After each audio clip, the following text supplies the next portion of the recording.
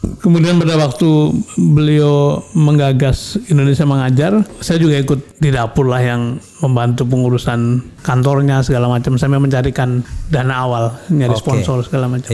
Jadi setiap tahapan di mana Mas Anies itu ada urusan publik, saya hampir selalu ikut. Hampir seluruh tahapan itu saya ikut serta, dan tidak ada keterikatan apapun kecuali saya melihat bahwa ini orang punya potensi untuk menjadi pemimpin nasional, karena memang pengetahuannya tentang sejarah sangat baik, pengetahuan tentang global scan cukup baik, kemudian dia juga sering menyampaikan visi-visi kenegaraan. Keunggulan dari beliau adalah fokus pada infrastruktur, pada hal-hal sifatnya fisik lah. Memang ketinggalan kita dari segi pembangunan value segala macam. Nah, pertanyaannya kan yang berikutnya butuh apa kan? Iya.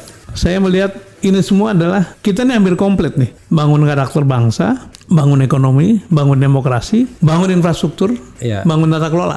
Yang diperlukan seseorang yang bisa mengintegrasikan semuanya. Dan orang itu harus punya wawasan yang luas.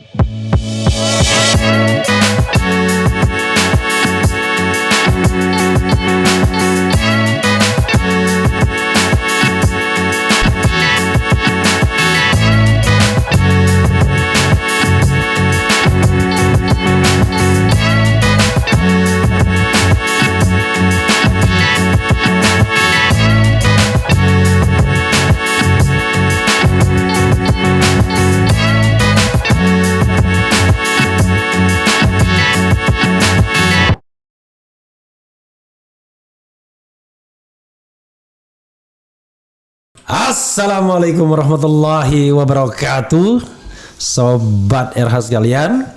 Jumpa lagi kita di channel yang keren ini. Keren. Waalaikumsalam warahmatullahi wabarakatuh. Saya ada tamu ya. Beberapa hari yang lalu kita live dengan beliau bicara mengenai piagam koalisi. Nah, ini dalam kesempatan ini ya, sebenarnya recorded ya. Kita akan bicara hal yang lebih personal terhadap beliau, karena pasti beliau ini sosok menarik. Kok dipercaya banget sama Anies Baswedan? Jadi Sudirman Said. Assalamualaikum warahmatullahi wabarakatuh. Waalaikumsalam. Oke, jadi saya harus panggil Mas Dirman karena beliau memang senior. Jadi kalau beliau teman satu angkatannya Helmi Yahya, saya baca di Helmi Yahya ya. Itu bukan baca, tonton. Berarti kelahiran 65 mungkin ya? 63. Oh, 63 malah. Oh, lebih tua malah. Allahu Akbar. Helmi 64. Helmi 64. Oke, ya, saya punya kakak 65. Ada juga kakak saya 64 meninggal. Nah, jadi 63 ya Mas Dirman. Tanggal berapa, Mas? 16 April. 16 April. Oke, sebentar lagi. Berapa bulan lagi? Bulan depan ya? Iya, bulan depan. 60 tahun. Is it 60 tahun gak terasa ya? Rasanya begitu nyanyi hiu lagu lagu Iwan Fals. Jadi beliau ini udah pokoknya trademarknya lagu itu, lagu hiunya Iwan Fals itu ya. Tapi nggak bisa dinyanyikan di sini, kena copyright soalnya. Itulah susahnya YouTube. Kalau menyanyikan karya orang lain terdaftar ya sudah harus, kena copyright gitu. Oke. Mas Dirman ya, terima kasih atas live-nya. Tapi saya ingin hal-hal yang lebih personal dan mungkin sedikit lebih panjang ya. Iya bro. Jadi orang tentu tanya, ini Sudirman Said, Anies Baswedan, satu UGM, kemudian saya kira di Amerikanya pun tidak bertemu pada masa yang sama, dan juga kampusnya jauh banget, kok bisa gandeng gitu loh. Nah, ini mungkin agak panjang ceritanya gimana. Sampai kemudian beliau ini orang yang dipercaya dari satu dari dua orang yang mewakili Anies Baswedan dalam KPP, Koalisi Perubahan untuk Persatuan. Silakan Mas. Ya, kalau ditanya apa yang menyatukan kan? Iya. Saya boleh bilang sederhananya ya idealisme lah. Oke. cerita panjangnya begini. Betul sekali bahwa dari segi usia juga Beda 6 tahun. ya. Beda, kemudian kampusnya juga berjauhan. Anies kelahiran berapa? Mas Anies kalau nggak salah tahun ini tuh Jangan tahun ini, kelahiran tahun berapa? Kelahiran tanggal berapa tahun berapa? 7 Mei Ya. 1970 mungkin ya. 69. 69 Iya. 69. Saya nebak yang benar. Iya. Ternyata hadiahnya nggak dikasih itu sama relawan apa. Begitu yang bener Refli Harun dia nggak mau ngasih hadiah. Oke, silakan. Waktu di Amerika juga terpaut cukup lama kan, dan beliau di Urbana Campaign, pernah di Maryland. Iya. Saya di Washington dan saya hanya Wah, tapi nggak ada rumah di Maryland nih. Soalnya ada yang punya rumah. Jangan gitu-gitu lah. Oke, jadi itu. Oke. Nah, saya pertama kali ketemu itu tahun 2005. Saya ingat 2005. Iya. Oke. Saya ingat bulannya Februari kurang lebih. Ini benar-benar Anies ini. Saya ketemu Anies sejak tahun 89. Nggak akrab-akrab juga saya. Karena satu kampus dan satu angkatan. Silakan Mas. Waktu itu saya bekerja di BRR Aceh. Oke. Kemudian BR itu Badan. Rehabilitasi dan Rekonstruksi Aceh. Oke. Setelah tsunami kan. Setelah tsunami. Itu kan didirikan pada bulan April. Tapi sebelumnya kan ada persiapan-persiapan. Nah, Iya. saya ke Washington oleh satu urusan. Kemudian hadir satu forum di mana Anies bicara. Oke. Dan sangat memukul. 2005 itu. 2005. Beliau belum selesai lagi menyelesaikan PhD-nya. Oh iya itu belum PhD. Dia belum selesai PhD-nya ya. Jadi tentu saja sangat mengesankan karena anak muda Indonesia kemudian bicara di forum global, kalau nggak salah Asia Society, kemudian juga ada beberapa Di forum Washington lain ya? di Washington. Berapa yang hadir waktu itu? Cukup banyak, ruangannya cukup besar ya. Oke. Saya ingat mungkin 200-300 orang. Oke. Sesudah itu kenalan lah. Kemudian saya mengenalkan diri, saya di BRR segala macam. Termasuk saya sudah menjadi pengurus Para Madinah. Oke. Yayasan Para Madinah. Pengurus apa? Dewan Yayasan. Oh yayasannya ya. Oke. Jadi sempat selesai acara kita makan siang sampai sore tuh ngobrol panjang lebar, nyambung lah kira-kira gitu ya. Dan setelah saya kembali ke Indonesia, berapa bulan kemudian beliau pulang kalau nggak salah tahun depannya, terus sambung lagi lah, terus sampailah pada urusan ketika Para Madinah mencari rektor. Pak Anies salah satu yang diusulkan oleh beberapa teman dan akhirnya ketemu. Itu 2007 ya atau 2006? Kalau nggak salah 2006 ya. 2006. Oke. 2000, pokoknya nggak lama setelah pulang lah. Iya. Jadi pergaulan kita di pergaulan akademik, pergaulan organisasi, idealisme gitu ya. Kemudian pada waktu beliau menggagas Indonesia Mengajar, saya juga ikut di dapur lah yang membantu pengurusan kantornya segala macam, sampai mencarikan dana awal, nyari sponsor segala macam. Iya. Jadi setiap tahapan di mana Mas Anies itu ada urusan publik, saya hampir selalu ikut. I see. Artinya bisa dibilang sekembali dia dari Amerika Serikat, Mas Dirman di sana, kira-kira gitu ya? Terus menerus bersama. Iya. Sampai sekarang ya? Sampai sekarang. Oke.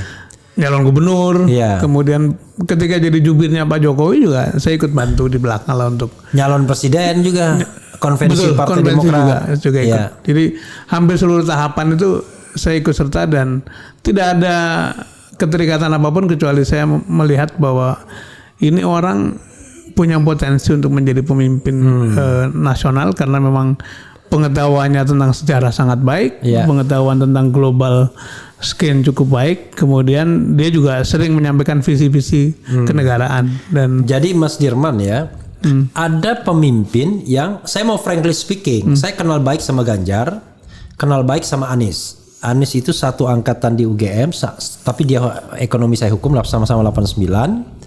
Ganjar itu 87 lah, hukum sama-sama saya. Nah, dua orang ini memang terlihat Ini UGM rupanya. Iya. Saya baru ingat ya. Iya. Saya mafia UGM juga, Iya. underground movement. Iya. Tapi sekarang UGM pecah dua ya. Ada seperti NU juga. Ada yang struktural, ada yang kultural. Iya, ada yang struktural, ada yang kultural. Tapi biasanya yang long lasting itu Yang kultural, kultural. yang kultural, Betul. ya kan. Struktural itu Saya biasanya sepakat. saja temporer. Iya. Karena UGM itu kan terkenal sama fighting spiritnya kan.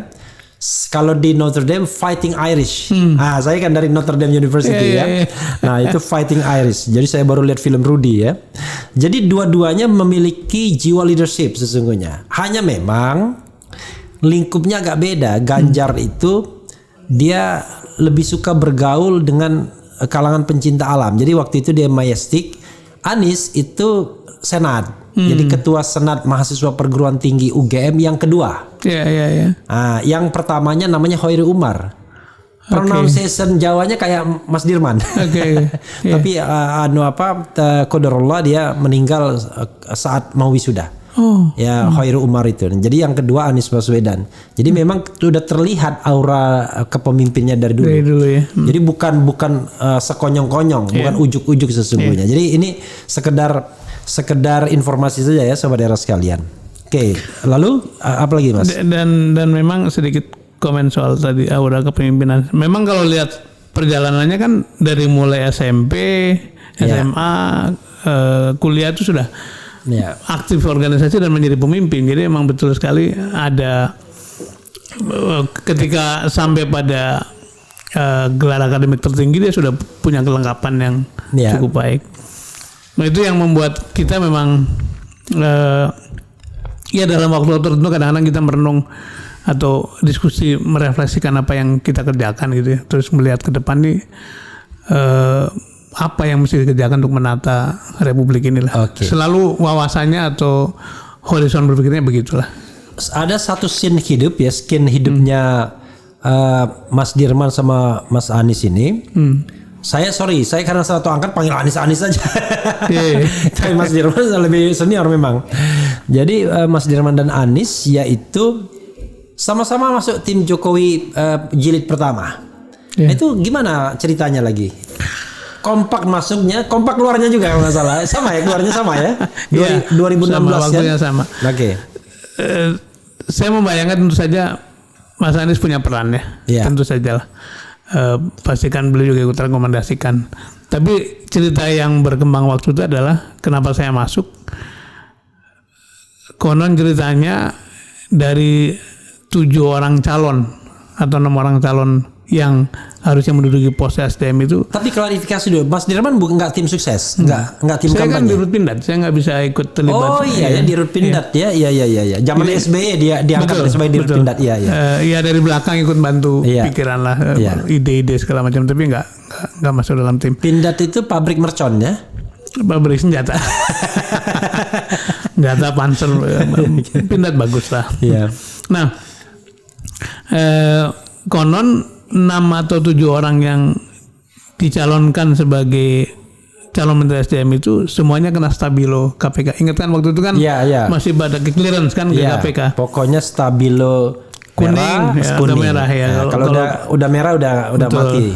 Nah, nama terakhir dari Jumat tanggal 25 Oktober itu disampaikan ke KPK, terus siang hari dikembalikan pada Pak Presiden dan Wakil Presiden, kena stabilo pula gitu. Jadi kata teman-teman KPK, ekspresinya Pak Presiden, waduh ini siapa gitu kalau begini semua. Nah sementara kan Pak Jokowi dulu promosinya mau menghapus mafia migas, gitu. Jadi kepengen nyari orang yang kira-kira bisa lah bebenah sektor itu. Nah di situ nama saya muncul katanya, kata Sohibul Hikayat itu. Nah, ini ada orang bukan yang Sohibul Iman ya, Sohibul Hikayat. Ini ada orang yang dulu pernah di Pertamina, ngerti energi, terus. Oh Mas Dirman pernah di Pertamina? Saya pernah di Pertamina. Pulang dari Aceh. Terus dulu juga pernah bebenah, ini tapi belum selesai. Terus ditanya oleh Pak Presiden, orangnya di mana sekarang? Oh sekarang di Rutpindad. Wah kalau gitu sudah di pemerintah, sudah dekat dong gitu. Akhirnya 25 malam katanya diputuskan. Ini Pak JK yang bercerita. Kemudian Sabtu pagi saya diberitahu untuk ketemu Pak Presiden. Itulah pertama kali saya ketemu. Sabtu pagi 26 Oktober. Betul. Ya. 2014. Betul. Ketemunya siang hari. Pagi ditelepon, siang hari diminta menghadap. Dan memang ketika bicara yang disampaikan adalah soal mafia, soal listrik yang defisit, soal kilang yang lama tidak dibangun. Dan saya ditanya bagaimana menyelesaikan ini semua. Ya saya mengatakan, Pak Presiden, saya tidak lama di sektor energi, paling 10 tahunan. Tapi menurut pendapat saya membenahi sektor ini bukan soal teknis, karena teknis itu bisa menghimpun banyak orang lah. Tapi soal kelulusan arah kepemimpinan mau kemana gitu.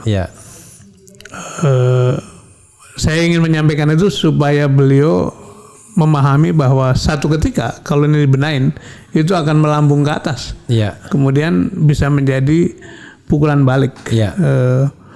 Itu supaya beliau mengingat itulah. Dan ternyata betul bahwa ketika terjadi pembenahan ya memang terjadi pushback lah. Dan mungkin karena konstelasi politiknya berubah, ya akhirnya tadi kita di wisuda lebih cepat. Oke. baru kira-kira 1/4 SKS. Iya betul. Jadi dilantik tanggal berapa Oktober? 27 kalau tidak salah. 27 Oktober dan disudahi kira-kira 28 karena dan disudahi 27 Juli. 27 Juli ya. Saya ingat 27 Juli ya. Iya. Karena saya tanggal 11 Agustus itu menulis tentang pilkada DKI, siapa lawan Ahok, dan saya sebut Anies. Padahal belum ada orang yang sebut Anies pada waktu itu ya. Gitu. Jadi ingat nih ya. Setelah itu dikapitalisasi oleh macam-macam Detikcom dan lain sebagainya ya. Oke, menarik ya. Artinya memang pertemuannya dari sana ya, dari pertemuan di Amerika Serikat itu. Dan kebetulan chemistry dapat. Kemudian minatnya juga kurang lebih sama soal tata kelola, soal pendidikan, soal organisasi yang kaitannya dengan publik gitu ya. Jadi ya banyak irisan-irisan sepanjang berapa tahun tuh? 2005 sekarang 2023. Nggak terasa ya. Udah 18 tahun. 18 tahun. Mas Dirman, sebagai orang yang katakanlah sekarang ini tidak kalah sibuknya ya. Anies tentu sibuk, tapi dia sibuk menyapa audiens. Mas Dirman sibuk di dapur ya. Di dapur. Saya agak bingung mau nanyanya ya. Sekarang kerjaan apa? Jadi lucu nih, kadang-kadang suka janjian kan sama Mas Anies. Terus beliau nanya, posisi tanda tanya kan? Wah saya nggak punya posisi apa-apa. Ya sekarang full time ngurusin ini. Ngurusin ini. Ya, memang makanya konsekuensinya kan karena ini masuk politik praktis saya tidak boleh. Iya, tidak boleh terikat. Ya, jadi saya mundur dari komutnya Transjakarta. Saya juga nonaktif dari Sekjen PMI. Dan ya harus PMI masih Pak Kala? Masih ya. Waktu mau pamit juga beliau bilang kan masih lama segala macam, tapi saya merasa jangan sampai membebani PMI lah. Jadi saya memutuskan itu. Kalau ditanya jadi hidupnya dari mana? Ya masih ada lah. Job kecil jadi advisor gitu ya. Untuk ya anak saya kan tinggal satu yang kuliah. Yang lain sudah menikah semua. Jadi beban hidup gak banyak ya. Insya Allah ya bisa dikelola gitu. Jadi sobat era sekalian memang begitulah konsekuensinya ya. Refli Harun juga begitu ya. Kalau mau agak idealis sedikit ya cepat ditendang. Dan ketika itu dulu ada joke lucu dari Pak JK itu tahun 2017-18. Ketika ada tren orang-orang yang ya kurang lebih lurus gitu ya, satu persatu selesai. Kemudian yang muncul kan yang lucu-lucu, ada yang 3 bulan jadi menteri ketangkep segala macam. Pak JK joke-nya begini, Dirman, ini waktunya orang jujur dan pintar istirahat. saya tidak tahu.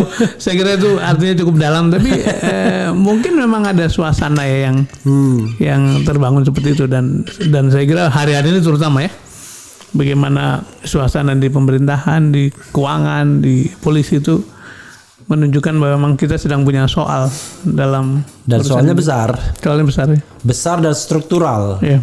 Saya membayangkan satu poin misalnya, kalau misalnya Anies jadi kontrolnya jadi gitu ya, membenahi polisi misalnya. Wah, itu resistensi udah paling tinggi itu, karena Polri institusi yang menikmati buah reformasi, dipisahkan dari TNI yang tadinya anak buah jadi sederajat. Bahkan orang lebih tengok Kapolri dibandingkan Panglima TNI. Walaupun saya punya keyakinan ya bahwa sebetulnya di setiap komunitas, organisasi apapun harus ada orang yang pengen, bahkan lebih banyak yang sebetulnya pengen baik gitu. Iya. Tapi begitu ketemu leadership yang membiarkan hal-hal yang buruk terjadi, memang mereka menjadi ya sudahlah, main aman saja gitu. Oke, jadi silent ya. Jadi kata senior saya Mas Bambang Harimurti itu, kalau kita bicara perubahan itu kan ada 3 kelompok tuh yang Sorry, Bambang Harimurti senior saya, senior di mana ini? di Tempo. Oh, pernah di Tempo juga? Karena saya pada waktu di Washington tuh sambil sekolah menjadi koresponden. Oke. Dan kepala bironya Bambang Harimurti itu. Allahu Akbar. Makanya saya langsung loh, kok senior saya Bambang Harimurti pernah juga di sini. Di sini. Iya, malah 2,5 jam. Ngobrol apa aja. Oke. Jadi kata beliau, kalau ngomongin perbaikan tuh ada kelompok yang sangat ekstrim pengen perbaikan segera, progresif. Ada yang di tengah cari aman, ada yang di kiri sangat progresif menghambat perubahan. Gitu. Nah, yang paling kanan itu disebutnya malaikat, yang di kiri itu iblis, yang di tengah itu bebek katanya. Oke. Jadi bilang kalau mau perubahan sukses itu harus ditambahkan bahwa yang akan menang malaikat. Oke. Iblis akan kalah. Nah, bebek-bebek kita maafkan gitu. Oh. Asal dosanya tidak betul, tidak terlalu gila-gilaan gitu ya. Jadi mau di polisi, mau di pajak, mau di bea cukai, menurut saya masih banyak orang-orang yang kepengen baik, dan tinggal signal arahnya itu mau kemana, mau baik atau mau enggak. Kalau mau baik, banyak sekali yang ikut baik. Tapi begini Mas ya, saya kok kadang-kadang merasa kita ngalor ngidul aja jadinya ya. Ini intrap dari yang tadi cerita tadi. Saya kok tiba-tiba merasa kadang-kadang gelau juga kalau bahasa Jawanya, orang-orang yang dulu sangat katakanlah pro, misalnya satu agenda lah pemberantasan korupsi ya. Tapi begitu masuk kekuasaan, masuk pemerintahan, oke lah kalau dia diam aja masih mending lah. Ada saya punya teman tuh yang dulu ICW apa-apa, sekarang diam aja masih mending, menikmati pendapatan besar sebagai komisaris di ring 1 gitu-gitu. Tapi yang susahnya adalah ada yang malah menjadi kalau kita attack misalnya, dia jadi counter attackernya dia. Karena dia dianggap menyerang. Iya, malah dia menyerang. Karena dianggap dia orang yang paling tahu soal dapurnya penyerang, maka dia yang disuruh menyerang balik begitu. Memang menurut saya sih berkuasa itu perlu dilatih. Jadi kalau kita ujuk-ujuk lompat kemudian shock jadinya. Shock gitu ya. Kalau budaya ada namanya culture shock, ini juga ada power shock lah. Sama tidak bisa dimungkiri bahwa kekuasaan itu menggoda kan, kenikmatan itu menggoda, keleluasaan itu membuat orang kadang-kadang mabuk gitu. Jadi memang latihan itu diperlukan, dan memang saya juga sama punya keprihatinan yang sama bahwa ternyata teman-teman yang dulu ketika jadi aktivis, ketika di mahasiswa, ketika menjadi pejuang itu begitu vokal, tapi kok begitu masuk ke dalam kekuasaan seperti hilang identitasnya gitu. Dan bahkan kadang-kadang yang juga lebih memprihatinkan dari yang counter attacker tadi, mereka menjadi bagian dari mafia itu sendiri. Bahkan lebih greedy. Karena mereka tahu betul, seperti saya mengatakannya Uhudisme itu istilah saya, perang Uhud, ketika lihat ghanimah langsung turun semua. Disiplin, lupa perjuangan. Gitu. Nah, saya melihat, dan selalu justifikasinya adalah ini kesempatan kita ambil ibaratnya. Kalau yang lain ini kan Ya sama seperti orang hukum kan, menyuap untuk membela keadilan. Nah, ada saya bilang. Iya. Dari mana rumusnya? Tapi orang meyakini begitu, padahal ujung-ujungnya duit juga ya kan. Oke, Mas Dirman ya. Saya ingin review sedikit. Mas Dirman tuh kelahiran tadi 16 April 63. Kalau SD di mana? Di Desa Tegal Gelaga. Tegal Gelaga, Jawa Tengah. Kecamatan Bulakamba, Kabupaten Brebes. Oh, Brebes ya. Pantas saja pronunciasinya Brebes. Asli Brebes. Asli Brebes ya. SMP di kota. Di kota. Di Brebes. Di Brebes SMA, kota. SMP 1. SMA? Di Brebes juga. Brebes juga. Iya. Dan masuk STAN. Betul. Langsung ya. Iya. Jadi saudara sekalian, orang yang masuk STAN tuh orang pintar biasanya. Kalau Refli Harun nggak bisa. Amin. Kalau itu dealing dengan hitung-hitungan ya kan. Sebenarnya ada catatan lagi. Iya. Orang yang nggak punya uang. Nggak punya uang karena itu ikatan dinas. Sekolah gratis. Iya, sekolah gratis. Sama dengan orang. Saya ingat cerita Tito Karnavian. Kenapa dia pilih polisi? Karena tadi ikatan langsung jelas. Padahal dia diterima di kedokteran, diterima di hubungan internasional kalau tidak salah. Karena dia termasuk orang ranking juga di sekolahnya. Tapi karena polisi itu jelas nasibnya, dia pilih polisi. Dia pilih polisi ya. Oke, STAN, dan di situ satu angkatan dengan Helmi Yahya ya. Betul. Satu angkatan, satu kelas, satu permainan lah. Dan konon satunya bersaing untuk ketua apa ya? Ketua senat gitu. Enggak ya? Hah? Ya, saya didorong-dorong oleh teman-teman. Ya. Helmi kan mungkin, Helmi itu kalau bagi saya itu di atas jauh lah, artinya pada waktu masuk STAN dia sudah menjadi bintang ya. Mas Dirman ini orang yang lambat panas, kayak mesin diesel, diam. Tiba-tiba udah lompat ke sana. Saya juga heran waktu jadi Menteri SDM ini dari mana jalannya. Kalau Remli kan ketahuan tuh. Jadi saya nggak bisa bilang kita bersaing tuh. Saya ngikutin kehendak teman-teman, saya maju gitu, kemudian mereka pilih. Dan kita tidak pernah punya hubungan yang jelek sejak karena saya lihat juga di podcastnya Helmi ya, wah kok ada Mas Dirman dan cerita kalau satu angkatan kan. Makanya saya berasumsi kelahiran 65, Helmi 64 ya. 64. Helmi itu mahasiswa seangkatan kami paling muda. Oke. Ada 2 orang yang kalau salah angkatan yang lahir tahun 64. Helmi paling muda. Soalnya di Palembang itu cuma 2 katanya orang pintar. 1 Helmi Yahya, 2 Refli Harun. Kalau ini enggak dong. Nanti Tito Karnavian bilang, Tito Karnavian bilang, oh enggak dong, nomor 1 saya. Kalau gitu saya nomor 3 aja. Itu ada guyonan antara Helmi sama kakaknya tuh, Tantowi ya. Jadi kalau katanya Helmi jalan ke bandara atau kemana tempat umum, itu adiknya Tantowi, bukan. Tantowi yang kakak saya katanya. Dia ingin mengatakan saya lebih populer daripada Tantowi. Awal-awal Tantowi yang lebih populer kan. Jadi itu adiknya Tantowi gitu. Itu cara ini ya. Dia sama dengan dia sekolah dia kan. Lalu saya lupa pernah waktu ikut kuis dia Notre Dame. Saya kan Notre Dame tuh gila tuh sepak bolanya kan, American footballnya. Tapi dia bilang Notre Dame apa best, tapi Tuhan membuat dia menjadi nomor 2 gitu di kampus dia. Gitu. Jadi pernah juga dia mengalahkan Notre Dame ya. Oke. Lalu SMA, STAN, setelah STAN gimana Mas Dirman? Angkatan kami beruntung karena pada waktu kami menjelang lulus akuntan ada kesempatan untuk ikut beasiswa ke Amerika. Oke, untuk master ya? Master dan kita paling banyak tuh dari seluruh angkatan. Saya kebetulan dapat di Amerika,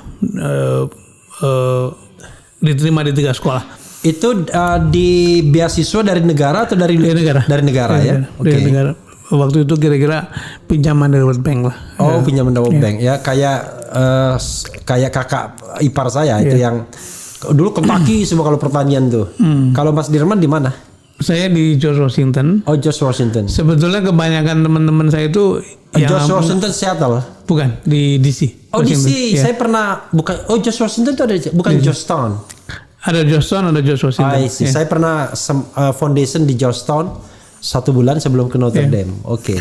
Jadi saya kebanyakan teman-teman tuh karena backgroundnya accounting, nerusinya finance atau accounting. Nah saya ngambilnya strategic management, ngambilnya leadership study segala macam, jadi Oke. rada menyimpang. Nah kebetulan Washington itu kan tempat berkunjungnya tokoh-tokoh nasional kan. Iya. Kemudian tadi saya juga bantu majalah Tempo sebagai reporter. Oh iya ya. Jadi sering sekali tuh ketemu orang-orang kayak Cak Nur, Pak Mari, Pak Sarwono tuh kalau ke Washington. Kami mahasiswa ditawari jadi sopir. Jadi saya kebetulan menyopiri mereka itu. Ya kenal lah dan banyak aspirasi ya. Kayak gitu. Dari Washington kemudian pulang ke lagi Setelah kemana? pulang saya jadi sebelum berangkat tuh saya pindah dari mula-mula kan saya kerja di BPKP. Iya. Sebelum berangkat sekolah kami pindah ke STAN, pengen menjadi dosen. Oh jadi karena itu jelas di BPKP ditaruh, tapi sebelum sekolah di STAN, di sekolah tinggi akuntansi negara. Akuntansi negara. Oke. Jadi habis itu jadi dosen ya? Ya habis jadi dosen dan dari situlah kemudian ya karena dosen kan lebih fleksibel ya. Iya. Jadi sempat menjadi direktur eksekutif Ikatan Akuntan Indonesia. Kemudian ya terus terang saja kenapa saya memilih ke kampus karena keluarga saya banyak, adik saya banyak. Iya.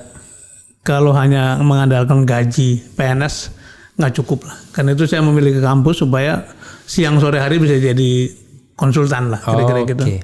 Saya memilih ke kampus supaya ada waktu untuk memperoleh penghasilan tambahan. Sesederhana itulah. Nah tapi kemudian karena di kampus itu terbuka berinteraksi dengan banyak orang dan dari kampus itu saya mendapatkan kesempatan untuk bertugas di macam-macam tempat. Setelah kampus kemana lagi? Pernah juga di Transparansi Internasional Indonesia kalau nggak salah kan? Itu kan NGO ya. Jadi NGO, iya. Sebagai dosen tentu saja kita lebih punya waktu lah. Iya. Ketika reformasi 98 kebetulan kenal tokoh-tokoh seperti Pak Eri Riana, Pak Guntoro, Pak Kemal Sambul, terus termasuk Bu Sri Mulyani. Iya. Karena sebagai pengurus IAI saya sering sekali mengundang tokoh-tokoh untuk seminar. Itu Ikatan Akuntan Indonesia. Oke. Jadi dari situlah teman-teman baru yang lebih senior juga muncul dan membuatlah MTI. Nah dari MTI terus kita memahami dunia pemerintahan lebih luas lah ya. Saya pernah diminta untuk masuk ke dalam komite konstitusi waktu itu kan ada kan? Oh iya. Komite konstitusi walaupun diprotes NGO itu ya. Walaupun ya. Tapi sempat masuk? Enggak. Enggak masuk ya? Di tes terakhir saya enggak masuk. Syukur enggak masuk. Soalnya enggak ada gunanya juga. Kecuali untuk pengalaman hidup aja. Iya. Hasilnya enggak diperhitungkan sama sekali sama DPR, cuma lip service saja. Iya, kira-kira begitulah dan sejak itu tidak pernah putus. Berhenti sebagai ASN kapan? Saya 2 kali mengajukan pengunduran diri. Ya. Ketika saya ngurus IAI saya mengundurkan diri, tidak ada jawaban. Kemudian 2003 saya maju lagi pengunduran diri. Waktu itu karena saya ngurus Cak Nur. Oke. Untuk nyalon presiden. Iya. Terakhir awal-awal. Iya. Jadi sejak itulah saya kemudian. Oh itu di home base-nya Paramadina waktu itu ya? Paramadina, MTI lah gitu-gitu. Oke. Nah itu di situ pergaulan dengan Paramadina segala macam. Oke. Jadi akhirnya resminya tahun berarti 2003 mungkin ya. 2003 ya. Oke. Wah luar biasa ya. Jadi saudara sekalian, salah satu orang yang bisa maju, bukan harus maju, yang bisa maju itu adalah tidak pernah hidup di zona nyaman. Jadi pindah-pindah. Kalau ditanya pekerjaanmu apa? Bingung. Saya ingat 7 kali pindah. 7 kali pindah. Pindah tugas yang yang besar-besar lah, yang kecil-kecil banyak. Nah, saya sering katakan pada anak-anak saya maupun mahasiswa itu dari 7 pekerjaan itu hanya sekali yang melamar. Oke. Itu ketika di BPKP. Oke, BPKP diharuskan melamar. Iya, kan ada proses begitu kan. Iya. Tapi sudah itu pindah kemanapun karena diminta lah, kan atau diberi tawaran, termasuk ketika pindah kan sebetulnya diminta oleh Kemenhan waktu itu. Oke. Siapa? Jadi menterinya Pak Purnomo, wakil menterinya Pak Safri Samsudin. Oh, I see. Jadi joknya begini, 7 kali pindah pekerjaan, 8 kali jadi menteri lah. Hanya sekali melamar, Ya. dan hanya sekali diberhentikan. Hanya sekali diberhentikan. Selebihnya kita pamit karena dianggap Ya, tidak selesai. diberhentikan itu pada tanggal 27 Juli 2016. Iya. Tapi memang ya, kalau kita lompat lagi Mas Dirman ya, problem utama Indonesia ini kan akhirnya sumber daya manusia kan. Kalau dia punya kualitas tertentu, sebenarnya kan dia beyond dari kekuasaan politik sesungguhnya. Walaupun di state mungkin dia nggak pernah diundang, kayak Refli Harun kan begitu kritis, nggak pernah lagi diundang di institusi pemerintahan ya kan. Bahkan berfoto bareng pun mungkin haram hukumnya. Tapi kan tetap saja kita bisa mengambil peran di society, termasuk juga ya kelanjutan periuknasi kan tetap penting. Iya. Tapi memang problem utama ya di Indonesia ini kan SDM kan. Jadi ada kecenderungan memang SDM yang sama itu bisa menjabat di banyak tempat. Iya. Entah karena tidak mau memberikan kesempatan kepada SDM lain atau memang SDM yang lemah. Itu penilaian Mas Dirman gimana? Pertama soal tadi antara formal authority sama influence ya. Iya. Kalau otoritas formal sumbernya kan dari jabatan, dari posisi lah. Iya. Sementara influence sumbernya dari pikiran, dari ide, dari integritas gitu. Persis saya juga penganut paham bahwa kalau soal otoritas formal itu kan datang pergi, tergantung cuaca ya. Iya. Yang ini sih permanen. Jadi saya berusaha mengajak anak-anak saya, mengajak mahasiswa bangun yang sebelah kanan nih. Namanya personal power. Sumbernya dari knowledge, dari skill, kompetensi, kejujuran barangkali ya, sikap kerja dan sebagainya. Nah memang dari hepeng juga. Ya, itu juga bisa mendatangkan uang gitu ya. Tentu saja tidak bisa melompat-lompat, itu penting. Uang yang wajar lah gitu. Jadi memang dulu ada Indonesianis namanya John Bresnan, kalau nggak salah Cornell. Dia menulis buku namanya Managing Indonesia. Bukunya terbit tahun 92 atau 93. Problem Indonesia adalah problem carrying capacity. Problem daya dukung. Jadi yang menggendong elitnya itu sedikit. I see. Yang lainnya jadi lokomotif. Tapi itu kan tahun 94, Pak. Kalau sekarang menurut saya sebetulnya adalah sudah di tengah itu, karena orang terdidik itu sudah makin banyak gitu. Cuman problemnya menurut saya, problem utamanya adalah dilalanya kita masuk ke demokrasi yang sangat liberal, kemudian popularitas di atas segala-galanya, sehingga kompetensi bukan menjadi sesuatu yang diperhatikan. Saya sih merasa bahwa transisi setelah reformasi itu 10 tahun pertama, terutama ketika zaman PSBY membentuk satu standar yang cukup baik dari segi tata kelola, yang mengakibatkan banyak orang-orang kompeten dan jujur itu punya kesempatan gitu. I see. Nah, 2014 ke sini itu kita mengalami penurunan standar etik, standar kompetensi, yang mengakibatkan suasana seperti yang sedang kita alami muncul. Nah, di sana sebetulnya tantangan kita tuh, bagaimana bahkan 2019 ke atas tambah ugal-ugalan. Tambah buruk. Bisa karena makin percaya diri begitu ya. Bisa juga karena mengatakan, dan malahan lebih jauh lagi, alat kontrol itu dipatah-patahkan kan. KPK dipatahin, DPR juga dianggap dibikin tidak berfungsi. Society dikriminalisasi. Rektor yang dulu sangat berwibawa menjadi sangat, bahkan 1-2 kena kasus korupsi gitu-gitu. Jadi dulu kan kita lihat rektor itu kayak dewa kan. Apalagi rektor universitas besar ya. Sekarang rektor mempelopori perubahan peraturan untuk dirinya gitu misalnya. Jadi rektor jadi tim sukses kan. Dan dulu komisaris itu biasa aja. Komisaris itu tetap bisa menyuarakan pandangan-pandangan kritis karena memang dia kan dikendaki untuk menjadi pengawas independen kan, seperti itu.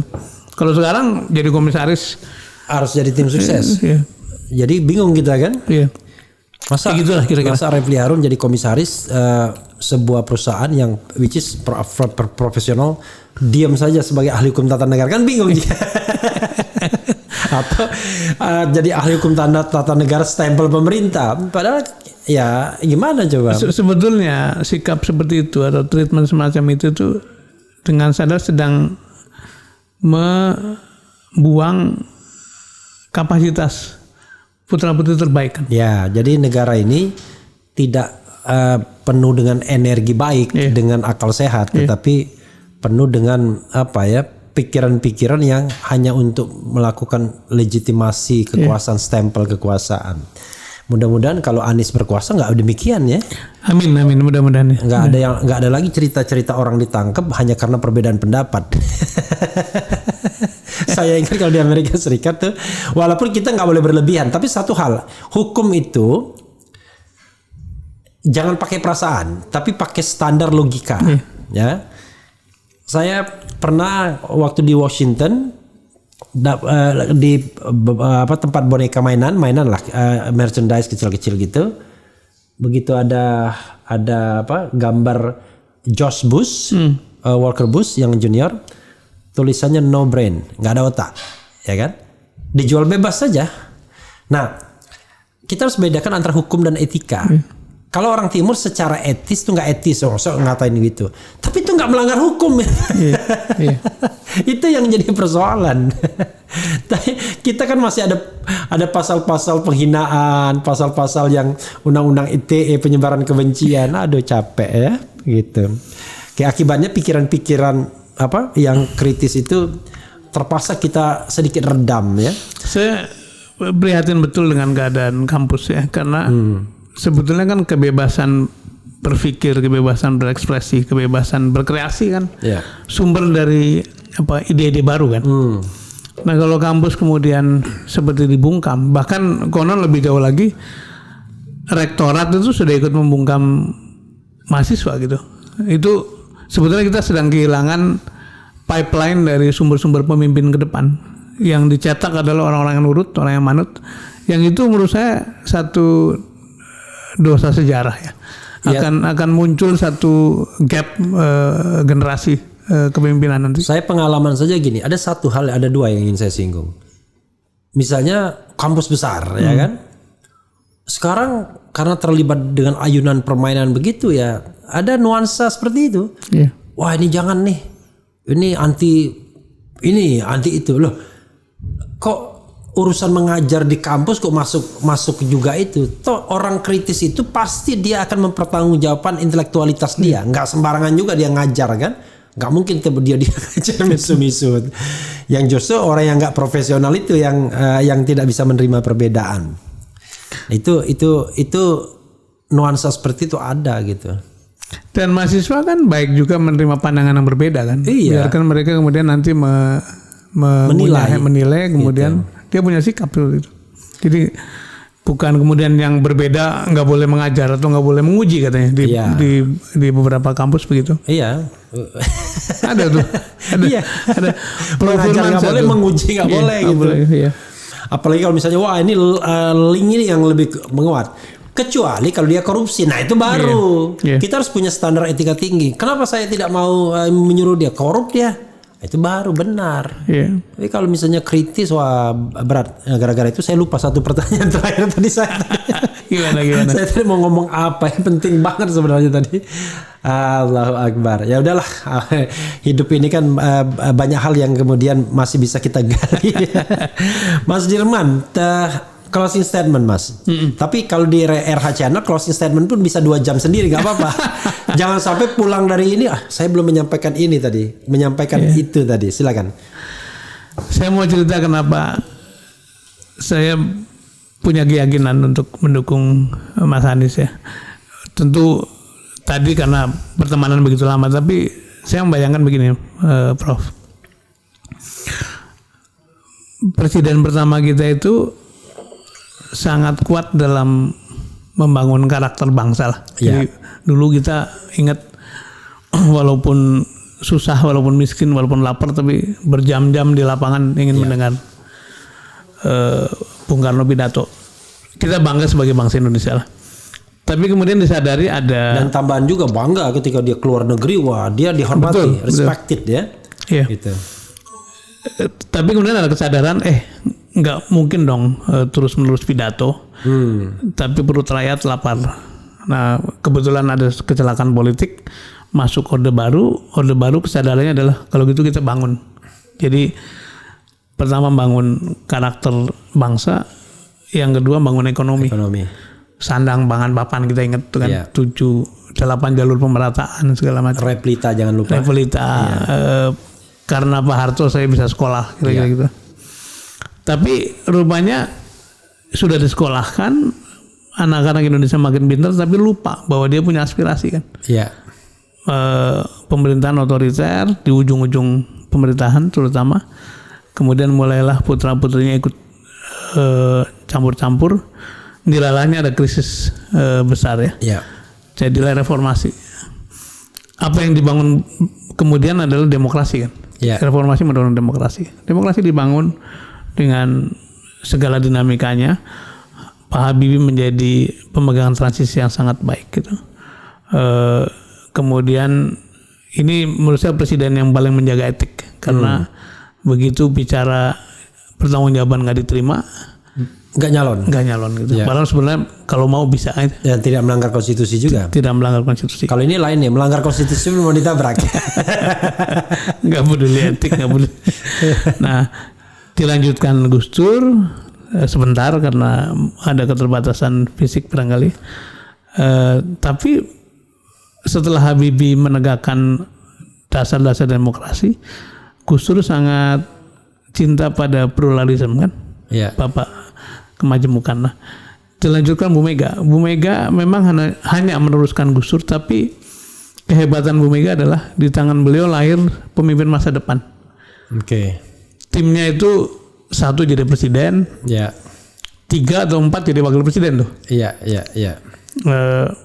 Pak SBY jadi presiden, Pak JK jadi wakil presiden, Pak Hamzah jadi wakil presiden, Pak Budiono jadi wakil presiden. Oke. Hadirlah Pak SBY.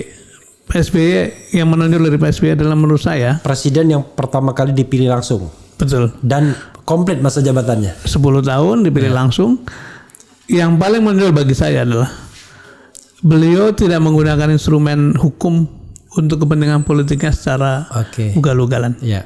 Kemudian juga bahkan ketika besan partainya kena urusan korupsi, dia tidak intervensi.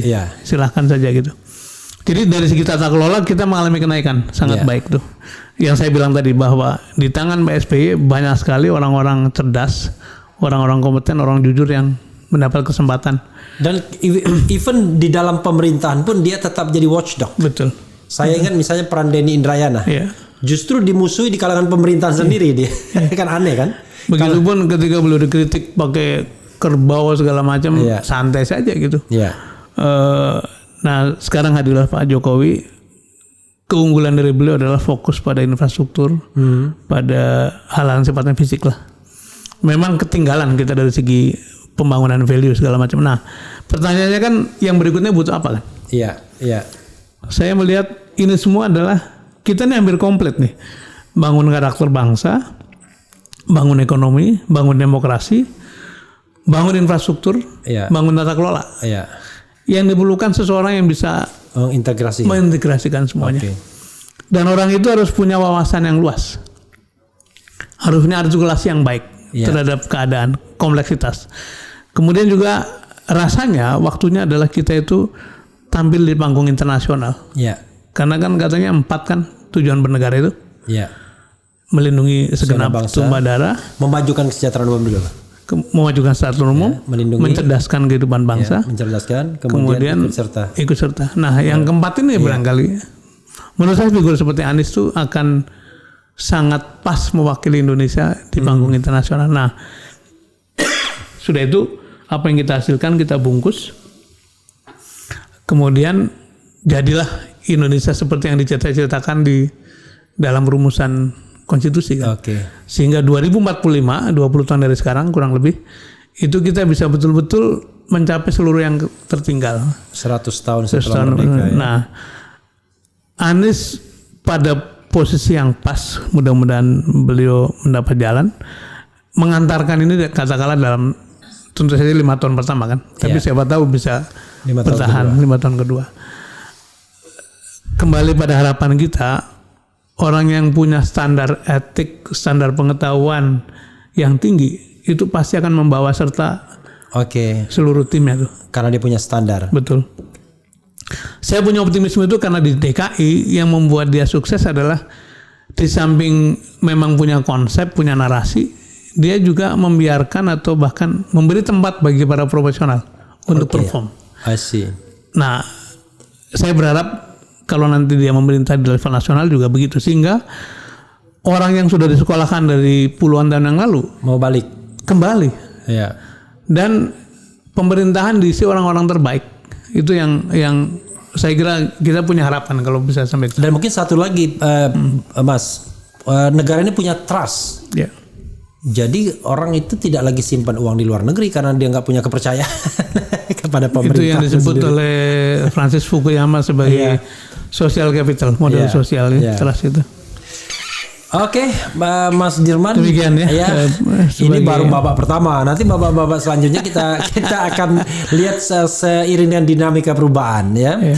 Mas Dirman nanti saya undang, Mas Dadang Juliantoro ya kan.